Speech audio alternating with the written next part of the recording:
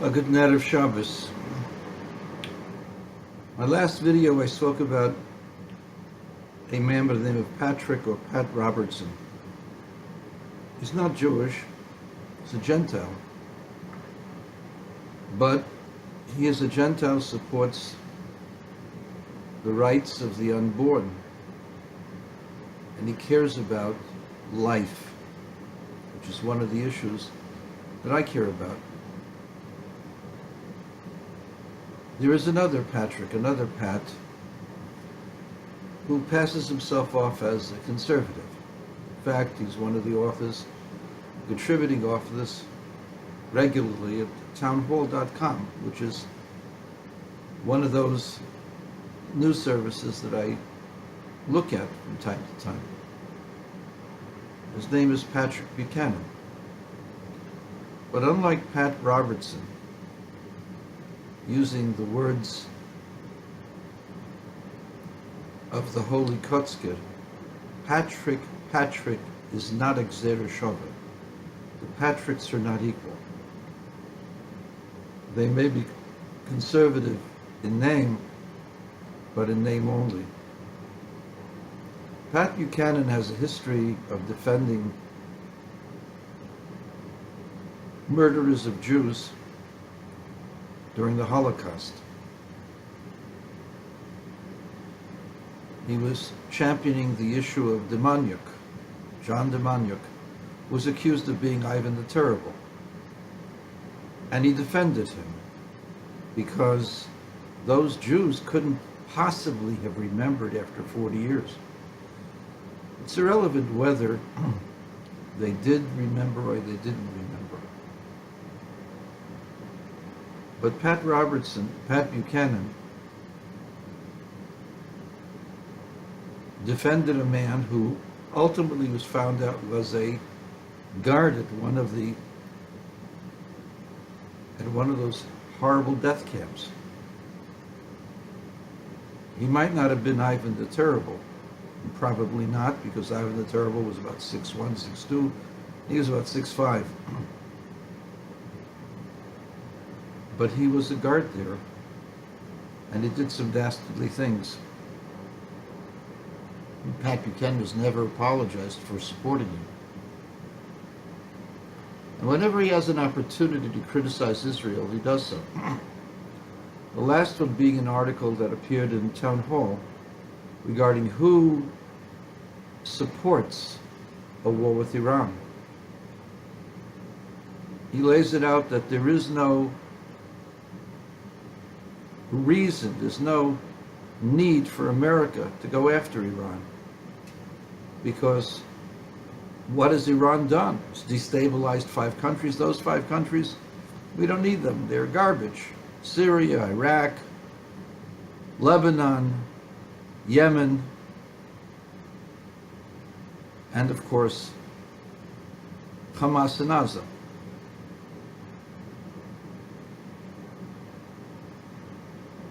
Who is the ones that are interested, that have a vested interest in a war with Iran? Only those darn Israelis. They're the ones that are pushing us to go into an unnecessary bloody war to risk our men and our treasure. So says the great anti-Semitic sage, Pat Buchanan. Let me just bring to your attention the following. Al-Qaeda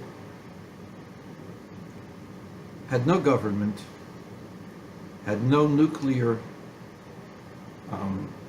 program, did not even have a standing army. Al-Qaeda attacked this country and almost destroyed the American economy by their attacks. Had they been successful in attacking, destroying the Pentagon and the U.S. Capitol, the havoc that would have ensued would have been so bad that who knows how long we could have taken for an economic recovery. As it was, it created trillions of dollars in losses. Besides the horrific loss of life and the destruction of the Twin Towers,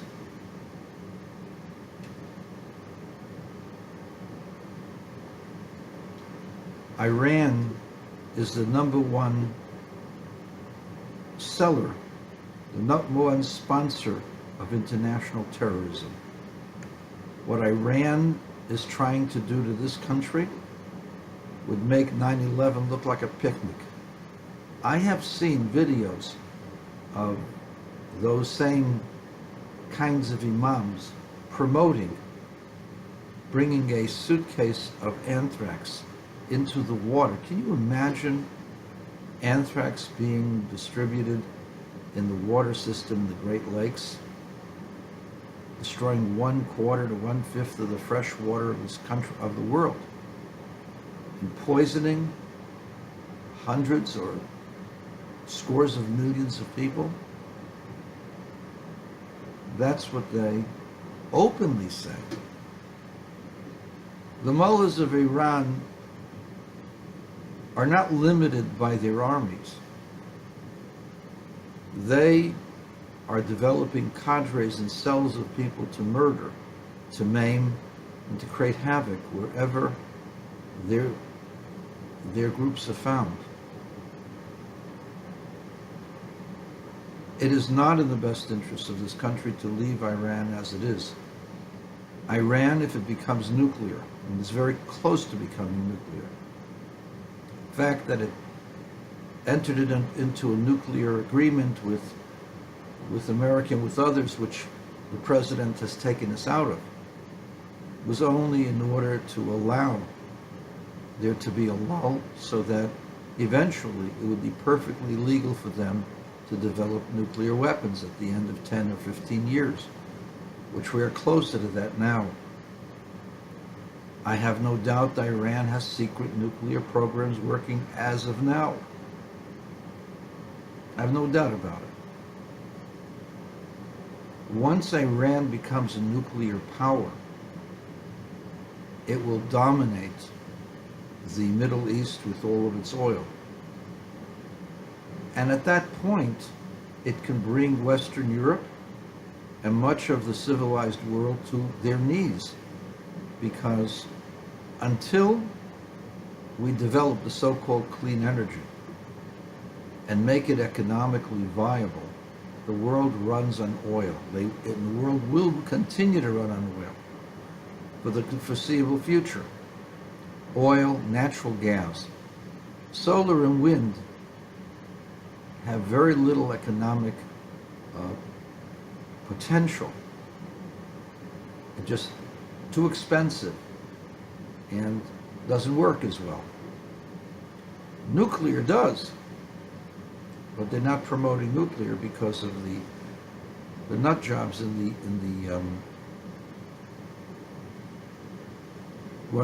people worried about climate change are anti-nukes as well.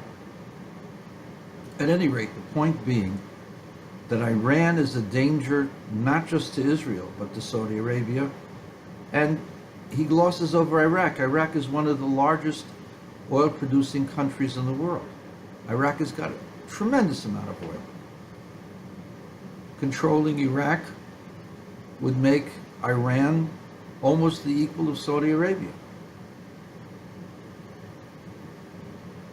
How can you not be worried about Iraq? Syria is a very, very strategically located country, straddling between the Mediterranean, Iraq, and Iran. It's where the pipelines used to go through. Syria's close to Turkey. He says, well, the Turks also are close to the Iranians, so they don't want a war.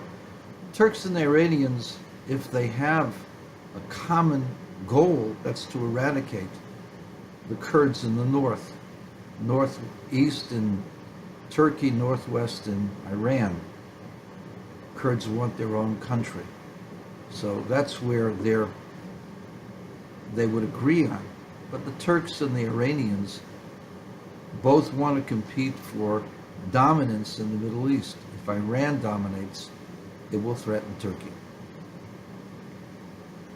Furthermore, since it is the largest purveyor and sponsor of terrorism, it will work to destabilize this country and other countries. Western Europe is in danger of being lost, not just to the Atlantic Alliance, North Atlantic Alliance, to NATO. Western Europe doesn't have enough population to repopulate itself as Europeans. It's being overrun by Muslims. It is very conceivable that within a generation or two, the majority of people living in Europe will be Muslims, and their sympathies will be for Iran and the mullahs.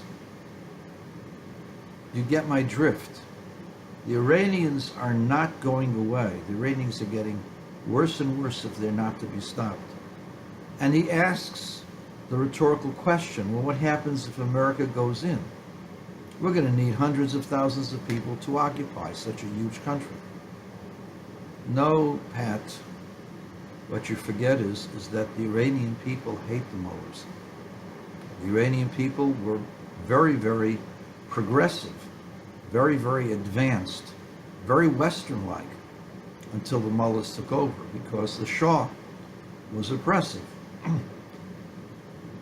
The people that welcomed Khomeini did not realize how oppressive Khomeini was going to become.